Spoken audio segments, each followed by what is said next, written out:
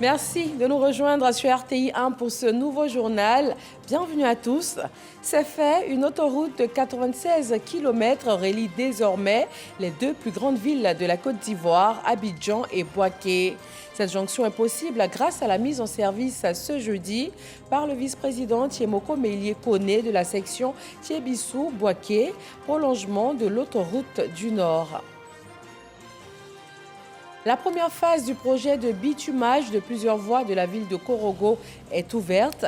Il s'agit de 13 km de bitume concernant 6 axes de la ville. Ce projet s'inscrit dans le plan d'urgence de développement local du gouvernement ivoirien. Élections municipales et régionales du 2 septembre prochain. La campagne électorale s'ouvre demain vendredi et la commission électorale indépendante CEI donne des consignes à tous les acteurs du processus, candidats, observateurs, médias. Tous sont appelés à la responsabilité. Le président russe Vladimir Poutine met fin à la polémique et confirme le décès du chef de Wagner, Evgeny Prigojine, dans le crash d'un avion privé. Vladimir Poutine promet que l'enquête sur cet accident sera menée jusqu'au bout. Bonsoir à tous, c'est toujours un grand plaisir de vous retrouver sur RTI 1. L'actualité nationale est marquée ce 24 août par l'ouverture officielle de l'autoroute Thiébissou-Bouaké par le vice-président Thiemoko Meïlie Koné. L'édifice mesure 96 km et a nécessité plus de 4 ans de travaux pour un coût global de 186,5 milliards de francs CFA. Awa Touré. Le programme de développement des infrastructures routières en Côte d'Ivoire, l'autoroute du Nord, prolongée jusqu'à Bouaké, la deuxième ville de la Côte d'Ivoire. Longue de 96 km, la section Thiébissou-Bouaké a été officiellement ouverte à la circulation ce jeudi 24 août 2023 par le vice-président de la République, Thiemoko Meïlie Koné, à la grande satisfaction des cadres et des populations de la région du Béké. Une véritable révolution se passe sous nos yeux. Nous sommes des témoins privilégiés du grand retour de la grande cité de Bouaké. Oui, Bouaké Souba, Bouaké Benana, Bouaké revient encore plus belle et encore plus forte. C'est fort de cette dynamique que nous souhaitons à l'ensemble des distingués invités un chaleureux Aquaba. Bouaké, ville transformée, vous ouvre ses portes. Bouaké, ville reconnaissante, vous ouvre son cœur.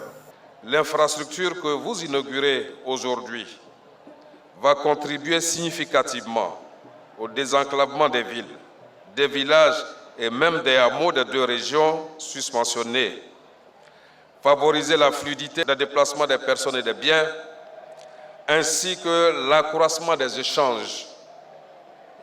La récente réhabilitation de l'axe Bouaké-Ferké-Sédougou va booster le potentiel des échanges sur la A3 en attendant le prolongement de l'autoroute sur cette section. Toutes choses qui accroîtront l'attractivité de Bouaké en tant que hub économique régional. Pour l'ambassadeur de Chine, partenaire à ce projet structurant, le prolongement de l'autoroute du Nord à Bouaké démontre la qualité de la coopération bilatérale entre la Côte d'Ivoire et la Chine.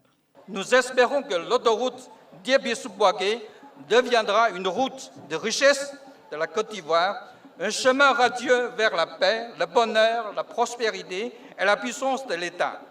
Un acteur crucial pour la croissance économique, la stabilité sociale et l'amélioration du bien-être du peuple. La réalisation de ce nouveau tronçon de l'autoroute du Nord reliant Thiébissou à Bouaké revêt, selon le ministre de l'Équipement et de l'Entretien routier, Amédée Kofi Kwaku, un caractère stratégique. C'est une promesse faite par le chef de l'État lors de son adresse à la nation à la fin de l'année 2022. De réaliser le prolongement de l'autoroute du Nord jusqu'à la ville de Bouaké. Aujourd'hui, c'est chose faite. Merci, Excellence, Monsieur le Vice-président de la République. Je voudrais vous prier de traduire au président de la République, son Excellence M. Alassane Ouattara, toute notre gratitude et celle de l'ensemble des usagers de la route pour cette belle autoroute qu'il offre à ses compatriotes. L'autoroute du Nord, qui part d'Abidjan jusqu'à Tiébissou, sur un linéaire d'environ 266 km, sera désormais complétée par une nouvelle section de 96 km. Cette section innerve plusieurs localités de la région, dont Sagassou, Béoumi par la gauche et Nguebonoa par la droite. L'autoroute qui progresse pas à pas vers les frontières du Mali et du Burkina Faso a aussi vocation à renforcer l'intégration sous-régionale à travers une connexion rapide vers ses pays voisins.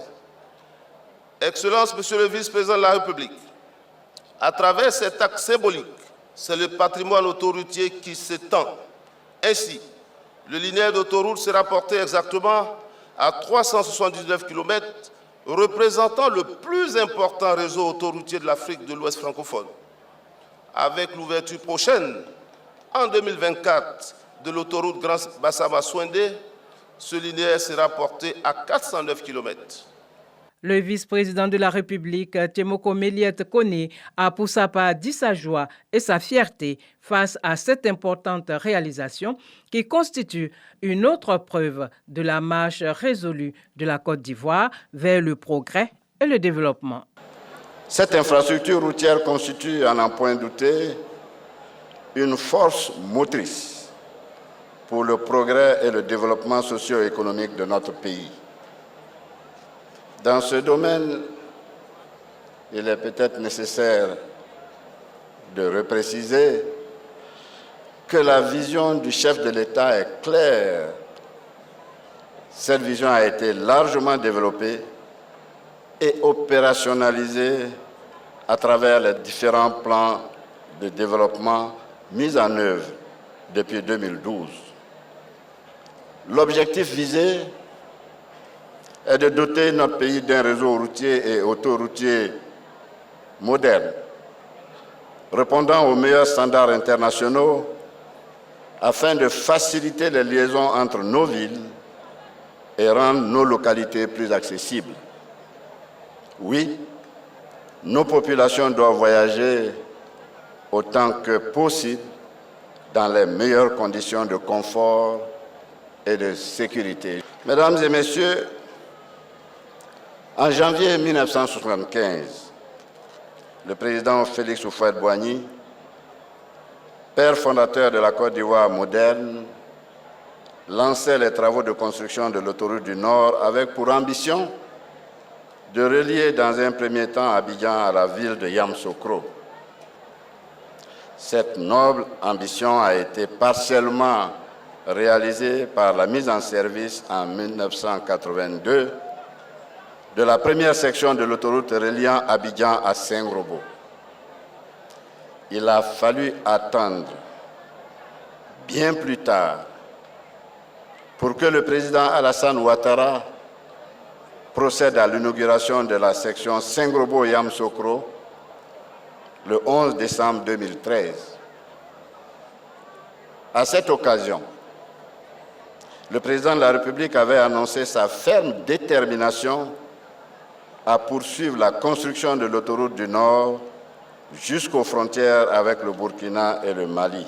L'axe Tiébissou-Boaké de l'autoroute du Nord permet ainsi de réaliser le chaînon manquant pour interconnecter les deux plus grandes villes économiques de la Côte d'Ivoire, Abidjan et Boaké, et aussi de rapprocher Abidjan, la capitale économique de la Côte d'Ivoire, des capitales de la sous-région ouest-africaine. Notons que les études pour la section Boaké-Kanaolo, longue de 117 km, sont très avancées.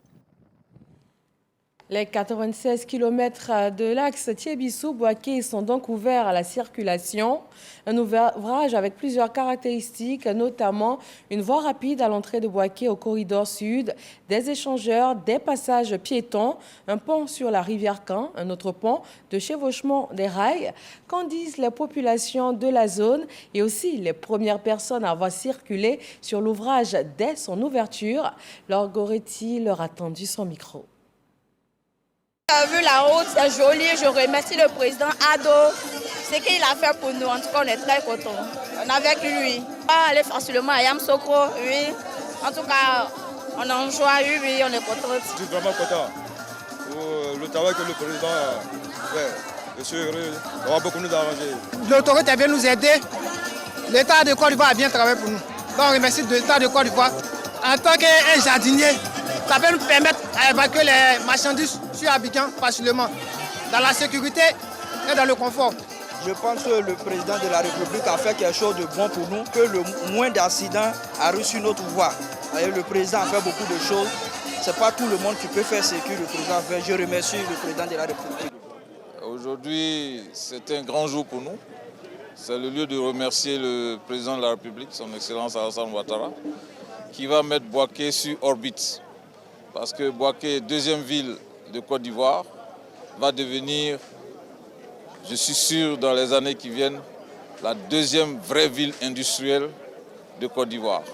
À l'époque, Bouaké, après Abidjan, Bouaké faisait partie des grandes villes industrielles de l'UEMOA. Et ils sont nombreux à le dire, c'est un nouveau départ pour la capitale de Gbeke. Ce axe relie désormais les deux plus grandes villes du pays. Plus de 4 ans de travaux pour un coût global de 186,5 milliards de francs CFA, montant cofinancé par l'État de Côte d'Ivoire et Exim Bank Chine. Mama Traoré. Bouaké porte encore les vestiges de la crise militaro-politique qui a secoué la Côte d'Ivoire en 2002 et 2010. Mais Bouaké se remet. Avec son nouveau stade situé en plein cœur de la ville, la capitale de Gbeke est prête à accueillir la prochaine Coupe d'Afrique des Nations. Les 800 000 habitants et le public invité peuvent déjà compter sur les lignes de bus de la Sotra pour se déplacer sur un réseau de voiries refait en grande partie. Illustration avec la traversée de la route nationale A3, désormais connectée à une nouvelle bretelle d'accès pour les usagers en provenance de Yamoussoukro. Au niveau de la zone industrielle, les activités redémarrent.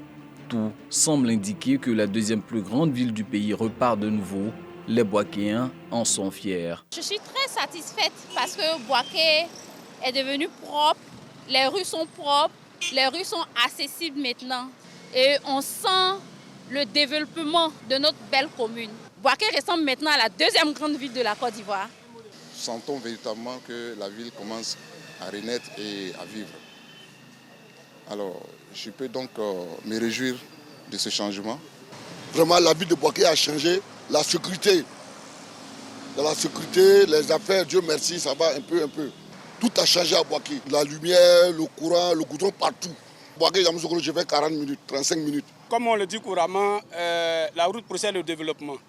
Donc, pour moi, l'avènement de l'autoroute Thiébissou-Bouaké, c'est une très bonne chose. Ça va nous faire gagner en temps, autant pour les commerçants, autant pour les travailleurs. Réputée pour être une cité marchande, Bouaké s'apprête à redécoller économiquement. Elle est désormais à moins de 4 heures d'Abidjan, la capitale économique, plus proche avec le prolongement de l'autoroute du Nord depuis la cité voisine de Thiébissou. C'est un regain de vitalité assuré. Aujourd'hui, quand vous rentrez dans Bouaké, et surtout quand vous rentrez de nuit, vous ne reconnaissez même pas la ville. Vous vous demandez si vous êtes vraiment à Bouaké, tellement le changement est profond. La métamorphose de Bouaké se poursuit. En 2024, la cité ouvrira son nouveau grand marché dont les travaux sont avancés. Ce sera le plus grand d'Afrique de l'Ouest avec 8000 étals pour les commerçants. Nous quittons Bouaké pour Korogo où il est également question de travaux de bitumage. Le ministre et directeur de cabinet du président de la République, Fidel Sarasoro, a procédé au lancement de la première tranche du bitumage pour 13 km à 2 voies dans la ville de Korogo. Et ce projet s'inscrit dans le plan d'urgence de développement local de la Côte d'Ivoire. Ami Sissoko. Bientôt, 13 km supplémentaires de bitume pour la ville de Korogo. De Koko à Banaforo, en passant par Dalika, Aoussabougou et De La Fosse, sans oublier Sonzorobougou et zones industrielles. Tous ces quartiers bénéficieront de ces infrastructures routières mises à disposition des populations par le chef de l'État, Alassane Ouattara. En son nom, son ministre directeur de cabinet Fidel Sarasoro est venu annoncer la bonne nouvelle et lancer les travaux de la première tranche. Une nouvelle qui réjouit les riverains. Il y a plusieurs personnes qui sont passées, essayer de faire un reprofilage, mais toujours est-il que quand il y a la pluie, la route est vraiment dégradée, on ne peut même pas passer. On a eu la nouvelle à peu près une semaine, on était vraiment contents. L'attente a été longue pendant plusieurs années et aujourd'hui, si on a eu des autorités telles que monsieur le directeur de cabinet du président de la République qui est venu pour faire le lancement, on peut croire que cette fois-ci sera la meilleure ou soit la bonne. Il n'y a pas de canal pour que l'eau puisse couler. Quand il pleut net, on attrape les enfants, sinon l'eau risque de les emporter. Et si Dieu nous a fait grâce aujourd'hui pour goudronner nos voies, nous sommes très émus, nous sommes très contents. Livrant les précisions sur les différents axes à bitumer, Abou Nibi Koulibaly, conseiller technique du ministre de l'Équipement et de l'Entretien routier, a indiqué qu'il s'agit d'améliorer des voies importantes au vu du flux d'usagers qu'elles accueillent. La première phase est 5 km que nous lançons aujourd'hui. Et dans les 5 km, Coco à 2 km et demi. 13 km supplémentaires de bitume pour la ville de Korogo, un projet qui s'inscrit dans le plan d'urgence de développement local du chef de l'État Alassane Ouattara. Son collaborateur Fidel Sarasoro a expliqué aux populations qu'au-delà des grands travaux à travers le pays, le chef de l'État est à l'écoute de leurs besoins. Le bitume est extrêmement important. Par exemple, ça permet d'assainir la ville, une certaine propreté, mais également ça permet une certaine fluidité dans la circulation. Et le chef du village l'a dit aujourd'hui, nous sommes satisfaits nous-mêmes de savoir que notre requête a été acceptée par le président de la République. Et aujourd'hui, nous lançons ces travaux-là au nom du président de la République, au nom du gouvernement, et nous en sommes satisfaits. La première tranche de ces travaux complémentaires de bitumage de la voirie de Korogo va durer 6 mois. L'actualité en Côte d'Ivoire, c'est aussi l'ouverture demain de la campagne électorale pour le scrutin couplé du 2 septembre prochain. À 24 heures de l'ouverture de la campagne, le président de la commission électorale indépendante donne des consignes. Sidonie Davila. À quelques heures de l'ouverture de la campagne pour les élections municipales et régionales, le président de la commission électorale indépendante s'adresse à tous les acteurs impliqués dans le processus. La campagne électorale qui durera 7 jours sera ouverte ce vendredi 25 août à 0 heure pour s'achever le jeudi 31 août 2023 à minuit. Chères candidates, chers candidats, la période réglementaire de la campagne électorale donne l'opportunité aux candidatures retenues de se rendre visibles et vendre leur offre de programme aux électeurs et électrices. Vous pourrez, en toute légalité, dans le respect des lois et règlements, apposer des affiches, signer, envoyer ou distribuer des circulaires aux professions de foi, organiser des réunions électorales et tout autre acte de propagande électorale. Vous disposerez également, sous le contrôle des organes de régulation, d'un égal accès aux médias. Quant à vous, chers électeurs et chères électrices, c'est vous qui serez convoités. Je voudrais vous inviter à accorder un bon accueil et la meilleure attention aux offres qui vous seront proposées par l'ensemble des candidats. À nos collaborateurs, commissaires locaux, agents techniques de la commission électorale indépendante et agents de bureau de vote, je veux vous rappeler à votre impératif de neutralité absolue. Soyez des juges sérieux sur qui l'on peut compter, car vous avez entre vos frêles mains une part de responsabilité de la paix en Côte d'Ivoire. Les observateurs et les médias sont également interpellés. Nous attendons de vous des rapports pertinents et objectifs qui contribuent à l'amélioration de la gouvernance électorale dans son ensemble. C'est d'ailleurs dans ce souci de recherche constante d'un environnement électoral apaisé que la Commission centrale a opté pour l'avertissement et sursis à infliger les sanctions les plus sévères à l'encontre de ceux des candidats au nombre de 237 qui se sont engagés dans la campagne avant l'heure. Dans un contexte marqué par des enjeux importants, le discours du président de la CEI vise à promouvoir des élections crédibles, apaisées et respectueuses des principes démocratiques. Je vous invite donc à œuvrer pour une campagne électorale apaisée dans le respect des lois de la République et dans la courtoisie envers vos adversaires du moment. Parce qu'elle n'est pas seule à bord, la commission électorale indépendante attend donc de chacun de vous des retours de terrain objectifs pour apporter les correctifs opérationnels nécessaires ou améliorer les prochains processus électoraux. La déclaration du président de la CEI à quelques heures de l'ouverture de la campagne pour les élections couplées, municipales et régionales, un appel à la responsabilité collective. En prélude à cette ouverture de la campagne à titre préparatif du scrutin, le médiateur de la République, Adama Tungara, s'est rendu à Djuekoué dans la région du Guémon. Il a invité les candidats à signer la charte d'engagement à la paix avant, pendant et après les élections. Jean-Yves Zadi et Kader Sogodogo. Ils sont 9 candidats pour les municipales et 8 pour les régionales dans le Guémon. Tous s'engagent pour des élections sans violence. Cette action s'inscrit dans le cadre de la tournée de sensibilisation sur la paix et à la signature de la charte d'engagement.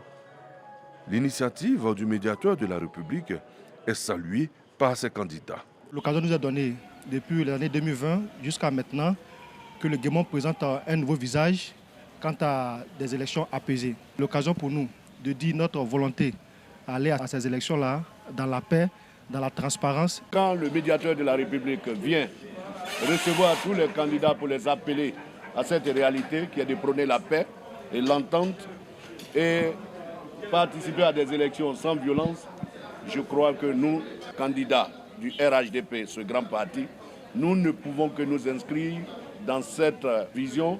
Pour sa part, Adama Tungara, le médiateur de la République, salue l'engagement de tous ces candidats à œuvrer pour des élections sans violence. Ce que j'ai demandé à mes parents de Djuekoué, c'est de conduire une campagne apaisée, sans violence. C'est à cela que nous étions habitués à Djuekoué ici. Et promesse m'a été faite que les élections vont se passer très très bien à Djuekoué. Et je crois que les autres régions prendront exemple sur Djuekoué, qui va présenter une physionomie totalement différente de ce que les gens pensent que cette région est. Les campagnes pour les élections municipales et régionales s'ouvrent le 25 juillet prochain. Cette charte d'engagement à la paix comporte 10 recommandations qui visent un climat apaisé avant, pendant et après les élections. À Guiglo, capitale de la région du Cavali, les populations ont aussi été invitées à des élections apaisées. Le ministre d'État, Téné Birahima Ouattara, et le secrétaire exécutif du RHDP, Cissé Bakongo, se sont rendus sur place. Le compte-rendu de Jean-Yves Zadi et Kader Sogodogo. Le ministre d'État, Téné Birahima Ouattara, cadre du Rassemblement des oufétistes pour la démocratie et la paix RHDP, et Cissé Bakongo, secrétaire exécutif de ce parti, ont échangé avec les candidats de leur parti aux prochaines élections couplées. Cette rencontre s'inscrit dans le cadre de la tournée de soutien de la haute direction du parti aux candidats des élections municipales et régionales. Objectif, galvaniser les troupes quant au scrutin du 2 septembre. Chers parents, c'est votre fille, mais je viens vous la confier. Au soir du 2 septembre, c'est vous que nous allons regarder, ce n'est pas Anne que nous allons regarder. Est-ce que nous pouvons compter sur les femmes, les jeunes, les chefs, pour que le soir au 2 septembre, il sorte une fumée blanche du conseil régional? Je peux retourner à Abidjan et témoigner au président du directoire, témoigner au président de la République, président du parti, que ici à Guiglo, nous pouvons dormir tranquille. Cette rencontre a également été le cadre pour les émissaires du RHDP de sensibiliser les populations à des élections apaisées, sans violence et à l'acceptation du verdict des urnes. Les élections qui arrivent, nous avons encore pris l'engagement pour que ces élections se passent dans le calme, que le meilleur gagne. Mais le meilleur pour nous, c'est le développement. Et le développement ici est un dénominateur commun qui est Mme Anne Désiré Ouloutou. Engagement à la paix également dans la commune de Yopougon. Le candidat RHDP Adama Bictogo y a présenté son équipe de campagne. Michel Digré nous conduit à Yopougon-Sable, précisément à l'amphithéâtre de la Maison des enseignants. L'équipe de campagne et la liste du RHDP sont prêtes pour les municipales du 2 septembre à Yopougon. Des hommes et des femmes qui, dès ce vendredi, feront bouger les lignes de la mobilisation dans cette commune. Tout mon bonheur, c'est de voir justement cette liste composée de toutes les religions. Mais lorsque vous avez une Nassaratou Diaby à gauche, une Aou Ariad à droite, un Yaya Doumbia à gauche, un Johnny Kwadio à droite, et un Claude Saïd au milieu, et un Kaï Kwadiba qui rejoint, et Madame Bokoua, n'est-ce pas la Côte d'Ivoire qui est présente? Dans un exercice direct de questions-réponses, les populations ont voulu savoir les ambitions du candidat du RHDP pour Yopougon. Adama Bictogo leur a présenté les 7 piliers de son projet qui vont changer le visage de la commune et assurer le bien-être des populations. Tout projet qui prend en compte la dimension humaine est voué à l'échec. Il faut une politique sociale de la mairie pour aider les plus faibles. L'autonomisation des femmes et des jeunes sera au cœur de l'action communale. Adama Bictogo s'est également rendu à Dakbadou, à Sassandra et à Fresco dans la région du Gbok-Clair. Il a invité chaque citoyen à exercer son droit de vote. Il appelle les cadres à l'union. Sam Kona. Le président de l'Assemblée nationale dans la région du Gbok-Clair, Adama Bictogo, lui-même candidat au municipal à Yopougon, est venu apporter son soutien au candidat du RHDP. Basile Fregbo pour les régionales, Sangaré Zié-Léona et Fulbert Begrefo au municipal, à Sassandra et à Fresco. À Dakbadou comme à Sassandra, Adama Bictogo a appelé les populations sorties nombreuses à faire le choix de la raison, le choix des candidats RHDP le 2 septembre 2023. Président, nous leur avons dit que c'est grâce au président Alassane Ouattara, le RHDP, et à toute son équipe que nous avons le goudron. Nous avons tout ça, les écoles, même ce qui est derrière nous là, c'est grâce à Alassane Ouattara. Président, qui est arrivé, je vais venir leur dire ça. Mon petit frère, frère Bobazila, c'est lui qu'on a choisi, le président a choisi pour continuer le travail. C'est une élection de développement, donc c'est un vote de raison. Vous pouvez être PDCI, vous pouvez être PPACI, RHDP. Ce qui vous unit ici, c'est le développement. Ce qui vous unit ici, c'est avoir le courant, l'électricité partout. C'est ça qui doit vous unir. Après Dakbadou et Sassandra, Adama Bictogo s'est rendu à Fresco. Ici également, le président de l'Assemblée nationale a tenu le même discours. Le développement du Gbok-Clair dans l'union et la cohésion. Et je voudrais féliciter le ministre-gouverneur, Legré Philippe, qui joue donc ce rôle de rassembleur de tous ses petits frères, pour dire que le plus important ici, c'est de répondre aux attentes de la population. Donc de taire nos égos, de taire nos divisions, pour rester soudés et répondre aux attentes des populations. Les populations de la région du Gbok-Clair ont fait la promesse au président de l'Assemblée nationale de faire le choix du développement le 2 septembre prochain. Dans la commune de Cocody, le candidat du PDCI RDA pour les municipales, Jean-Marc Yassé, a été investi aujourd'hui par les vice-présidents du parti. Le point de Angela Diallo. Une minute de silence en hommage à l'ex-président Henri Konan Bédié à l'occasion de l'investiture du candidat du PDCI RDA à Cocody. Jean-Marc Yassé a été investi par son parti. Il était accompagné des membres de sa famille biologique et ceux de sa famille politique. Je voulais avoir aussi toute ma famille à mes côtés.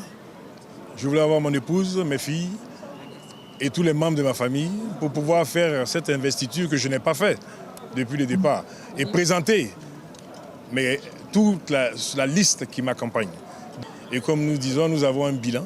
C'est ce bilan que nous venons défendre une fois de plus. Aux côtés du PDCI RDA à Cocody, le mouvement des générations capables, MGC, dirigé par l'ex-première dame Simone Eivie Gbagbo. Nous sommes dans une élection où l'opposition veut démontrer qu'elle est capable de se mettre ensemble, n'est-ce pas, pour revendiquer la gestion de la nation ivoirienne, commune par commune, région par région. Une occasion pour le porte-parole des vice-présidents du parti de prôner des valeurs de paix et de cohésion et d'inviter les militants à la mobilisation le 2 septembre prochain. Militants de base, vous avez l'obligation, délégués, secrétaires généraux de section, comité de base, mais également les jeunes et les femmes, de faire en sorte que le 2 septembre, le PDCI gagne ici à Cocody. Le PDCI RDA a présenté 163 candidats pour les élections municipales et 27 candidats sur 31 régions pour les élections régionales en Côte d'Ivoire. À Bobo également, on prépare le scrutin municipal. La candidate RHDP, maire sortante Kandia Camara, a une rencontre avec les communautés baoulées du Zanzan et du Denguélé. Frédéric Oulaï et Abou Sanogo. Au quartier général de campagne de la candidate Kandia Camara, les choses se précisent. Tout est mis en place pour une bonne campagne. Les départementaux reçoivent des véhicules et des motos. Ces engins sont soutenus par des enveloppes. Il faut renforcer les initiatives de mobilisation. Ces engins qu'on met à votre disposition, c'est pour travailler. C'est pour rentrer dans les quartiers, dans les sous-quartiers, aller dans les blocs-blocs, partout. Aller trouver les électeurs, prendre les électeurs, les accompagner pour aller voter. À travers cette remise, jeunes, femmes et responsables de zone se disent prêts à œuvrer pour la victoire de Kandia Camara.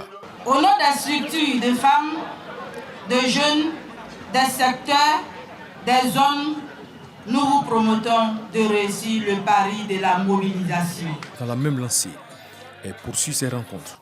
Au pas de course, Kandia Camara communie avec la communauté baouli, conduite par le président du Sénat Jano Aoussoukwadjo, Ngues Sankofi, ministre de l'enseignement technique, et Raymond Kofi Goudou, ministre-gouverneur des Lacs. La communauté baouli est allée témoigner son soutien à la candidate du RHDP au municipal à Abobo. La première magistrate de la commune s'est félicitée de cette mobilisation du peuple baouli. À Abobo Dereraï, ici ce sont les communautés Bron, Koulango et Lobi de la région du Zanzan qui sont sorties nombreuses pour apporter leur soutien à la ministre d'État, maire de la commune d'Abobo Kandia Camara. Nous travaillerons toujours pour faire en sorte que les Abobonais et les Abobonais soient fiers de la commune, soient fiers d'habiter à Bobo. Kandia Camara a également reçu le soutien de cette communauté par la voix des guides religieux, des chefs traditionnels et du ministre d'État, ministre de l'Agriculture et du Développement rural, Kobina Kwasi Adjoumani. Est-ce que vous voulez que le développement s'arrête? Vous voulez que ce développement continue? Et avec Kandia Camara, le développement va continuer. La communauté du Denguélé s'est aussi mobilisée pour soutenir les initiatives de développement engagées par Kandia Camara. Gaoussou Touré, ministre-gouverneur du district autonome du Denguélé, a appelé toute sa communauté à faire bloc autour de la candidate du RHDP. Il était candidat indépendant pour les municipales à Cocody. Zoumana Bakayoko vient de se rallier au candidat RHDP, Eric Taba. Khalil Diomandé. Zoumana Bakayoko, candidat indépendant pour les élections municipales du 2 septembre dans la commune de Cocody, se rallie à la liste du RHDP, conduite par Eric Taba. Les deux hommes décident de parler d'une seule voix pour plus d'efficacité. La politique, c'est comme un match de football où il y a toujours un vaincu, il y a toujours un vainqueur. Et à la fin, on se retrouve, on se fait la collade et puis on avance. Et c'est comme ça que les gens doivent voir la politique. Je suis un RHDP à l'origine, mais je me suis présenté juste parce que le président avait demandé à ce que la jeunesse prenne ses responsabilités. Le président a dit clairement que 2023, c'était l'année de la jeunesse. Et je me suis inscrit dans ce discours et je me suis retrouvé Donc aujourd'hui, comme il s'agit de se mettre ensemble, de donner la victoire au président, j'ai répondu favorablement et je suis là pour ça.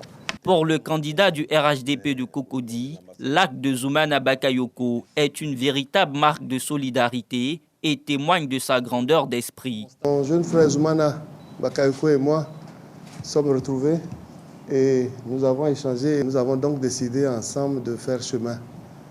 Et ce chemin se matérialise donc aujourd'hui par son ralliement. Donc la famille s'agrandit. Je suis sûr et certain que pour une fois qu'on puisse donner la commune au président Ouattara, il doit être très heureux pour dire, bon, mes enfants ont compris un peu le sens de mon combat. Zoumana, du fond du cœur, je te dis merci. Ce soutien de Zoumana Bakayoko est un pas important pour des résultats concluants dans les urnes, selon Éric Tabat. Il appelle à l'union de tous les fils du RHDP autour de sa vision. Des élections apaisées au cœur de la tournée de la ministre Miss Bellemonde Dogo. Dans la région du Go, elle a rencontré la chefferie du canton d'Akwa. Abou Sanogo nous propose le point. La ministre de la Solidarité et de la lutte contre la pauvreté, Miss Bellemonde Dogo, à la tête d'une forte délégation dans le canton d'Akua, situé dans la sous-préfecture de Galibri, pour des échanges avec la chefferie. Sujet principal, le scrutin régional du 2 septembre prochain. Au chef traditionnel, elle a présenté Joachim Djidjibagnon, président du conseil régional du Go sortant, tout en les invitant à opérer des choix qui tiennent compte du futur. Message approuvé par Physique et Samuel, chef du canton d'Akua. Nous avons assez de problèmes. Vous le savez tous dans vos campements. Il y en a qui viennent me voir, on n'a pas ceci. Aujourd'hui, suivez mon regard. Le regard, c'est de faire en sorte que ce que je viens de citer là, on puisse gagner davantage. On ne finit pas de demander, mais pour trouver, va vers celui qui t'a donné. Miss Bellemonde Dogo a exhorté la jeunesse à suivre le conseil des chefs, puis a annoncé le projet gouvernemental au profit des jeunes du Go, d'un montant d'1 milliard de francs CFA. Nous devons faire honneur à cet homme. Et en lui faisant honneur, c'est faire honneur au président de la République qu'il a choisi lui. Le canton d'Akua comprend les villages de Onayo, Galibri, Gibawa, Bogayo et Kosewa. Voilà pour le chapitre consacré aux élections. Il faut rappeler que la campagne électorale s'ouvre à 0 heure. La CEI compte 30 419 candidats pour les municipales et 5 427 candidats pour les régionales. Et ils auront jusqu'à jeudi 31 août minuit pour battre campagne. Nous sommes dans la saison pluvieuse et dans la partie ouest et nord-ouest de la Côte d'Ivoire. La pluie est particulièrement forte. Le ministre Moussa Sanogo a lancé des travaux pour l'assainissement de la ville de Touba. Ils vont porter sur le curage des caniveaux et également l'ouverture des voies de circulation. Mamadou Kwasi. Pelle à la main, le ministre Moussa Sanogo ramasse les ordures entassées depuis des mois au quartier Sokora 2 de Touba. Ceci marque officiellement le début de l'opération d'assainissement de la capitale de la région du Bafing. Une opération qui prend en compte 16 dépôts sauvages d'ordures dans la commune de Touba. Il s'agit pour le député de cette localité, assisté de l'ONAD, Office national de drainage, d'ouvrir les voies de circulation d'eau pluviale pour lutter contre les inondations en cette saison pluvieuse. Les voies d'accès aux différents quartiers sont prises en compte dans cette opération. Des reprofilages lourds et légers sont exécutés pour le bonheur des populations. Des populations qui ont été sensibilisées au cours des différentes rencontres à des comportements éco-citoyens en prenant soin de leur environnement. Après les quartiers de Touba, cap a été mis sur les villages de la commune, de Koningoro à Kamasela en passant par Kourokoro et Saala. Le message du ministre Moussa Sanogo a porté aussi sur la promotion de la cohésion sociale avant, pendant et après la période électorale. Aux différentes populations, il leur a demandé la mobilisation pour la victoire des candidats du RHDP lors des élections locales prochaines.